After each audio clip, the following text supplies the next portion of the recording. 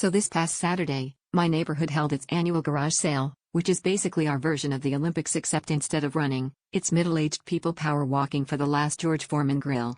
My buddy Mike and I decided to team up since we both had a bunch of valuable items to get rid of. By valuable, I mean things like a lava lamp that only works when you shake it aggressively and an elliptical machine that's mostly used as a clothes rack.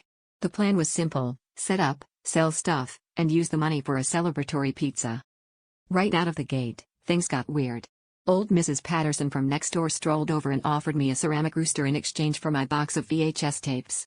I didn't even know we still had a working VCR, but hey, it's the spirit of the sale. 5 minutes later, Mike traded my new ceramic rooster to some kid for a set of golf clubs with only 2 matching clubs. The kid's dad then swapped the clubs to Mrs. Patterson for a fondue set. Before I knew it, my original VHS tapes had made their way back to my table, but this time they were in a decorative wicker basket I swear I'd seen at my mom's house last year. As the day went on, the swaps got more creative and more pointless. My neighbor Dave somehow ended up with his own vintage garden gnome after 3 separate trades, and I acquired a bread maker that didn't have a power cord but did have a slip of paper inside that just said, "Hope." At one point, Mike tried to trade his dignity for a half-eaten box of Thin Mints, but the Girl Scout in question simply rolled her eyes and walked away.